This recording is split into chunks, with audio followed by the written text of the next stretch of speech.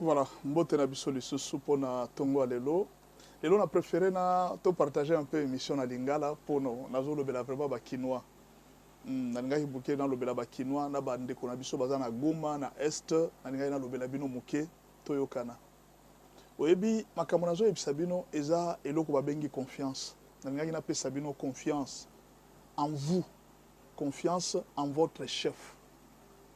Na confiance pe pa na Nzambe. Tobosanaka makambo te. C'est comme si makambo nyonso ezokoma na Congo, tozobosana noki te. Na ningi napesa mutu na mutu confiance lelo ayeba. Parce que bato ebele babengi nga bapoze nga question ebi pasteur. Omoni te Kabila eza na Goma, makambo ebaluki lisusu makambo échanger. Est-ce que biso tokozwaka kimia lisusu te pasteur? Kabila ye lisusu. Alors ningaki muke toyokana bien, hein, s'il vous plaît, toyokana un peu bien.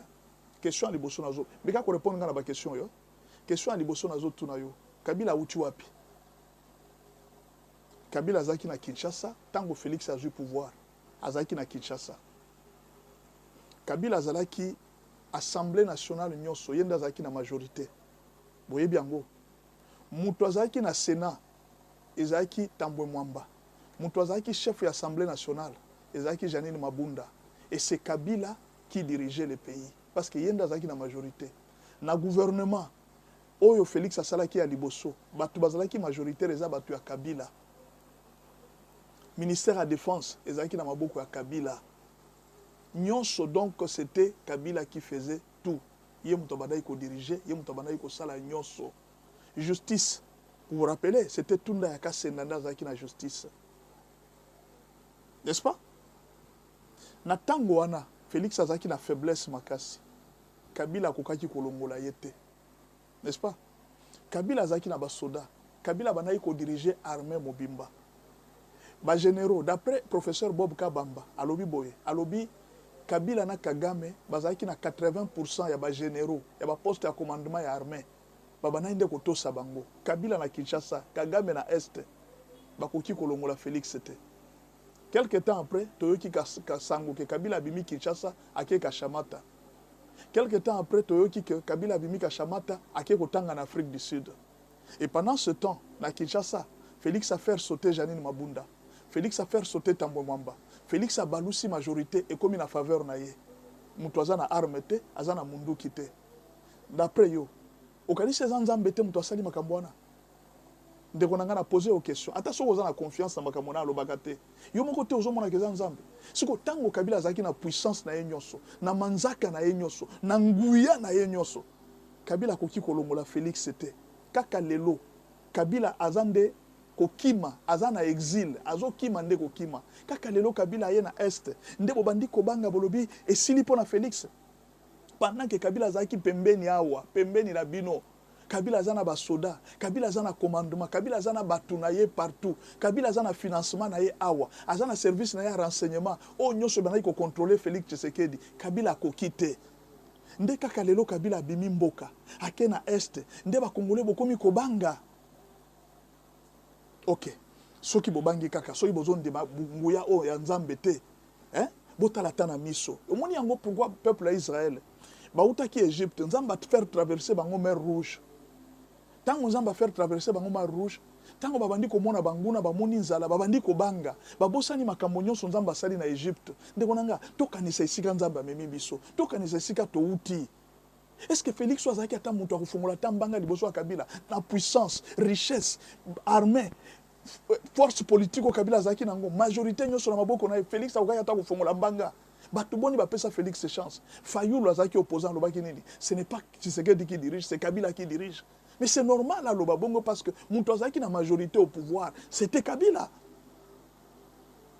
Lelo, bo outi la mer rouge, bo traverser mer rouge, bo moni miracle, ndenge Nzamba sali bino miracle. Bozon di makaka te. Nzamba sungi, tango ba élection eye, Kabila ye moko alobi, nako sala élection te, nako sala élection te. C'est comme si Nzamba na banayi ko tindika ye, nako sala nga élection te. Et pourtant, soka atantaki na élection, peut-être qu'il allait renverser beaucoup de choses. Nzamba na banayi ko longola ye, malem bazo comprendre te. Yazo monaka bi j'attends un moment, j'attends un moment. Moment banayi ko zela, Kabila a créé AFC. AFC basangani na M23. bauti komona vuya moko bauti kosala ndeko nanga bakomi tina Uvira eza presque tombé bazui Goma bazui Bukavu bino moko bomoni puissance nguya o bayaki nango basoda na biso ya Congo bakimi bakei basoda ya Congo bakimi bakei mouvement o babana ikoya ya makasi bongo esuka pona nini bobitu na kate te toza na armée ya makasi te Félix aza makasi te c'est un faiblard n'est-ce pas siko mouvement wana etelemaki pona nini lelo nguya o bayaki nango bakoki ko traverser Uvira te pona nini nguya bayaki nango basuki kaka wana na Bukavu na Bukavu na Goma pourquoi bazokende kokoka kokende sika mususu te. Tout ça, vous ne reconnaissez pas la main de Dieu. Bozo mona ta loboko na nzambe tete. Bolo mona Félix. Bozo mona loboko na nzambe te. Nazolo banabino bato ya Goma. Nyonso bozo mona loboko na nzambe te. Bozo banga nini? Ndeko nanga mutu auti kokatisa bino mer rouge. Nzamba katisi biso mer rouge. Nzamba bimisi biso na maboko ya Pharaon. Lelo ka bomoni mwa bitumba muke ye bobandi suko banga. Nde problème Moïse munena zaki na ngona kati ya Egypte. Batu ko banga. Batu bazo banga tokufi bokufi te boza na kati ya victoire. Pendant que je vous parle là, Félix est encore plus fort.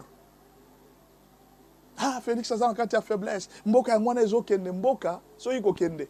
Kagame azaki na 30 ans belasi azwa mboka depuis kala. Ba accord ya M23 na gouvernement passé, mboka ese kendaki depuis kala.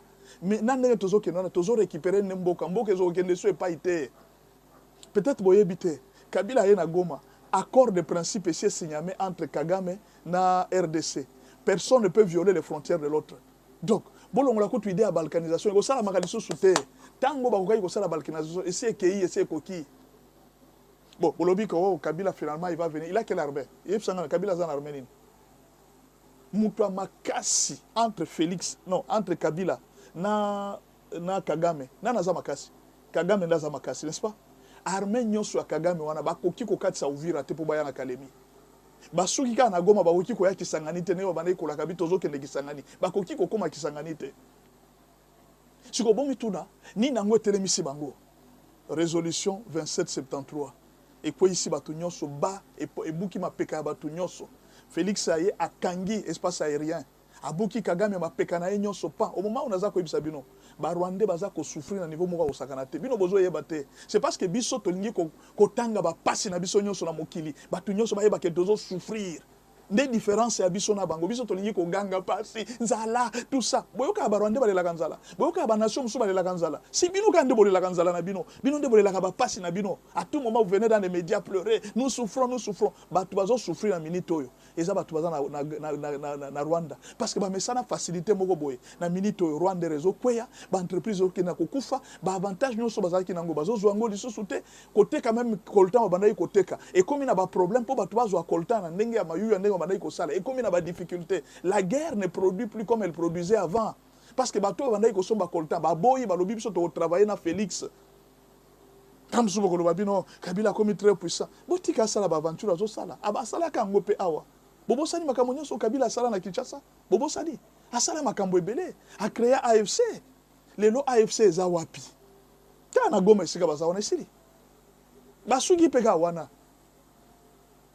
Nan to bandi bitumba te. Osoyo ki FARDC attaqué. Et attaqué te. Bazaka na Goma. Bazaka na Ruchuru te. Bazaka na Goma. Bazaka occupé ba province ebele te ya Goma. Ba territoire ebele te ya Goma. Ka Goma wana nde esika bazali.